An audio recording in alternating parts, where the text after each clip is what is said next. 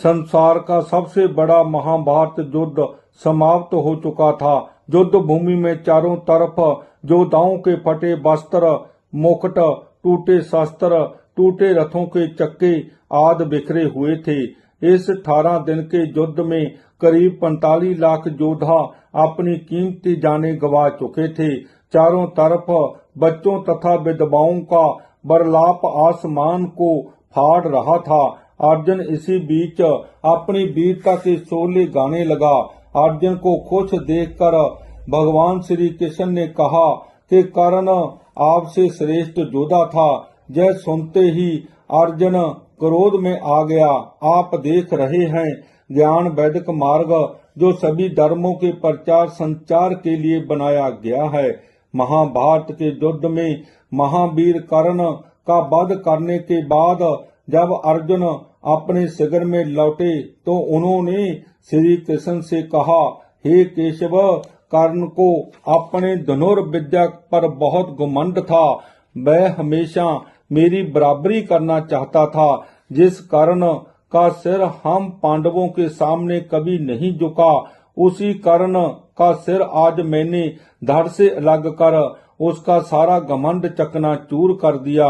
अर्जुन की इन हंकारी बातों को सुनकर पहले तो वासुदेव कृष्ण मुस्कुराए, फिर बोले, हाँ, यह सच है, तुमने कर्ण को कई बार पराजित किया, लेकिन इसका यह अर्थ नहीं कि कर्ण एक श्रेष्ठ योद्धा नहीं था।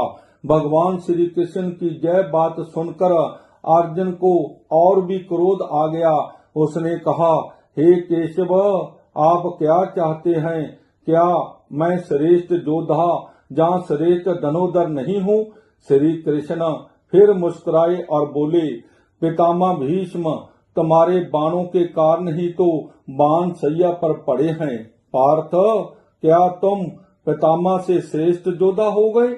अर्जुन ने कहा, हे केशव, मैं पितामह से मैं कभी श्रेष्ठ नहीं था और ना ही मैं भीष्म पितामह की बात ही कर रहा हूँ, परंतु मैं कर्ण से मैं अवश्य श्रेष्ठ हूँ।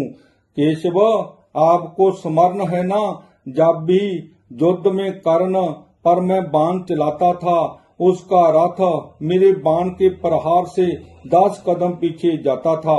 जब कर्ण मेरे रथ पर अपना बाण चलाता था, तब मेरा रथ केवल 2 कदम ही पीछे जाता था। श्री कृष्ण बोले, नहीं पार्थ नहीं, तुम मुझे सबसे प्रिय हो। मैंने तुम्हें दिव्य और विराट रूप भी दिखाया है। तुम तो मुझे जानते ही हो कि मैं कौन हूँ। अर्जुन बोले, जी केशव, मैं मानता हूँ कि आप तीनों लोकों के स्वामी हो। श्री कृष्ण बोले, तो पार्थ, तुम यह भी जानते हो कि मैं स्वयं तीनों लोकों का भार लिए तुम्हारे रथ पर बैठा था और हनुमान बजरंग बली भी तुम्हारे रथ पर विराजमान थे। ऐसे में तो स्वयं ब्रह्मा भी तुम्हारे रथ को नहीं हिला पाते।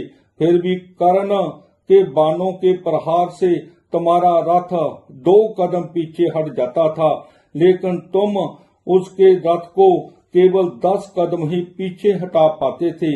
अब तुम ही निर्णय लो पार्थ कि किसके बाणों के प्रहार में अधिक शक्ति थी।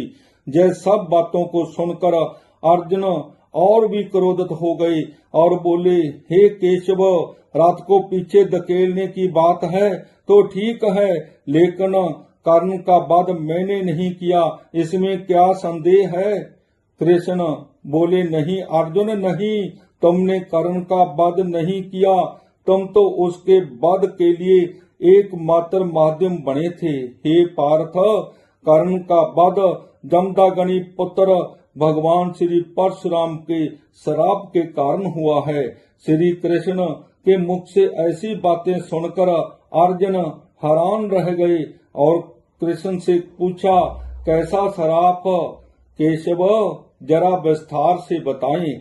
इसके बाद श्री कृष्ण ने अर्जुन से कहा कि हे पार्थ, जब कर्ण धनुर्विद्या सीखने के लिए गुरु द्रोणाचार्य के पास पहुंचे तो उन्होंने कर्ण को सूद पुत्र होने की वजह से कर्ण को शिक्षा देने से मना कर दिया।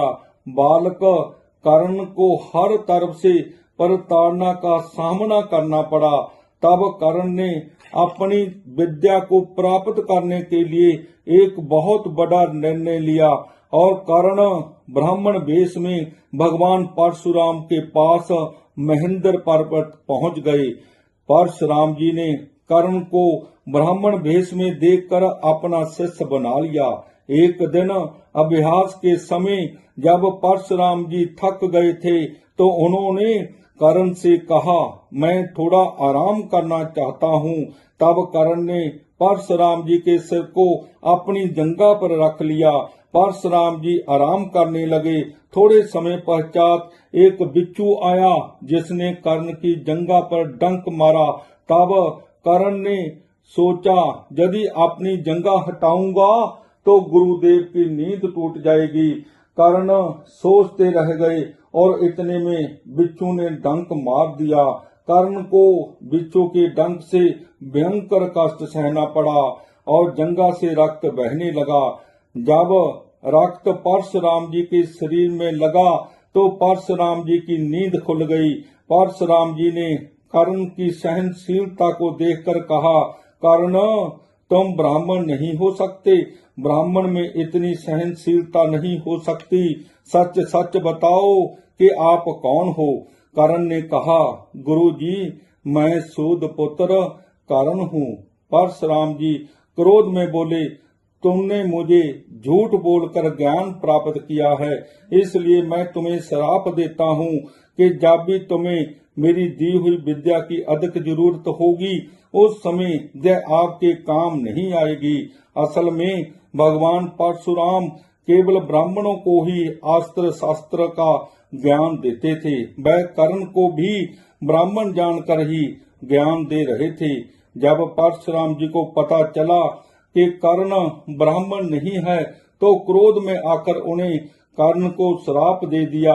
उसी श्राप के चलते हुए कर्ण युद्ध में भगवान परशुराम जी द्वारा दी गई उस विद्या को भूल गए और युद्ध में वीर गति को प्राप्त हुए। जहाँ सब बताने के बाद श्री कृष्ण अर्जुन को कहते हैं कि हे पार्थ, यदि तुम्हें कभी कर्ण के जीवन के पूर्ण सत्य का पता चलेगा तो तुम स्वयं धरती पर सिर रखकर उसे प्रणाम करोगे। जय श्री राम। हर हर महादेव।